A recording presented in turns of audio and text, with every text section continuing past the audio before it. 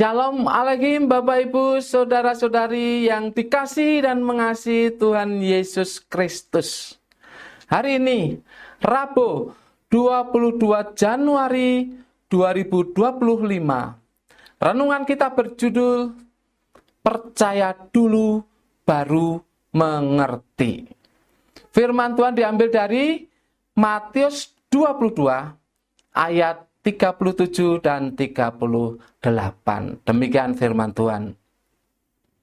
Jawab Yesus kepadanya, "Kasihilah Tuhan Allahmu dengan segenap hatimu, dan dengan segenap jiwamu, dan dengan segenap akal budimu. Itulah hukum yang terutama dan yang pertama." Seorang influencer yang menggolongkan dirinya sebagai free thinker bercerita tentang seorang ayah yang kewalahan meladeni pertanyaan anaknya yang berusia 13 tahun. Anak tersebut mengajukan dua pertanyaan perihal agama yang membuat orang tuanya pusing memikirkan jawabannya. Pertanyaan pertama, Tuhan menciptakan manusia, lalu menyuruh manusia menyembahnya untuk apa? Untuk mendapat pengakuan bahwa dia ada? Pertanyaan kedua, Tuhan menciptakan malaikat yang taat kepadanya karena tidak diberi nafsu. Lalu dia menciptakan manusia yang punya nafsu. Otomatis punya potensi untuk tidak taat. Untuk apa? Lalu orang tua tersebut bertanya kepada influencer ini, bagaimana menjawab pertanyaan anaknya. Maka influencer tersebut pun menjelaskan. Pertama-tama ia mengenalkan orang tua itu dengan konsep dogma agama. Menurutnya, dogma itu adalah sesuatu yang cukup diterima tanpa perlu berpikir. Jadi, pikiran kritis pasti bertentangan dengan dogma. Percuma memikirkannya. Tidak akan ada titik temu. Kemudian ia berkata bahwa jika akal seseorang tidak bisa menerima dogma, itu artinya dia tidak cocok hidup berpedoman pada dogma. Maka influencer ini menyarankan untuk meninggalkan dogma agama dan menganggapnya sebagai dongeng belaka. Sebaliknya, dia harus hidup berpedoman pada akal. Tetapi influencer ini menyarankan agar seseorang yang tidak percaya pada dogma tidak menyatakan penolakannya itu di hadapan orang-orang yang masih percaya dogma.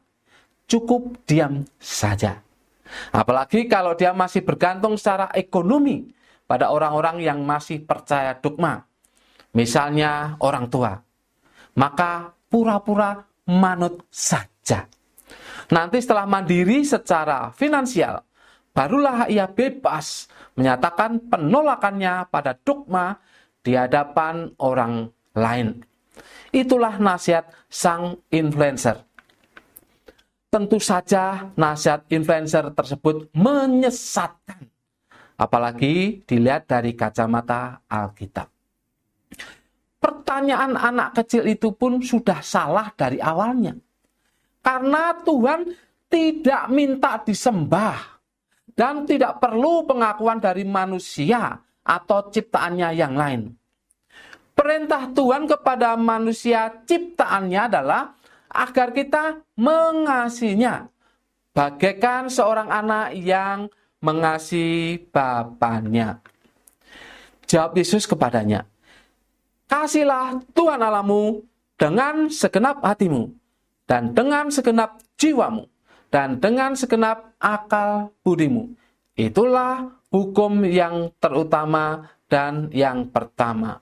Matius 22 ayat 37 dan 38. Pertanyaan kedua pun juga salah. Karena malaikat punya nafsu atau kehendak, makanya mereka bisa jatuh ke dalam dosa. Di zaman yang semakin edan ini, di mana hal-hal yang bersifat rohani semakin diremehkan. Ada banyak pertanyaan yang seolah-olah berhikmat, namun sebenarnya adalah pertanyaan yang salah. Mari kita mempelajari lebih dalam lagi kebenaran firman Tuhan agar dapat memberi jawaban yang benar. Kata-kata bijak hari ini adalah, jangan mencari jawaban atas masalah rohani dengan akal pikiran kita, tetapi carilah jawabannya di dalam Alkitab. Mari kita tunduk kepala untuk berdoa menutup renungan kita di hari ini. Bapa, beri kami hikmat dari surga agar dapat memberi jawaban yang benar atas banyak pertanyaan orang-orang di sekitar kami. Dalam nama Yesus, aku berdoa. Amin.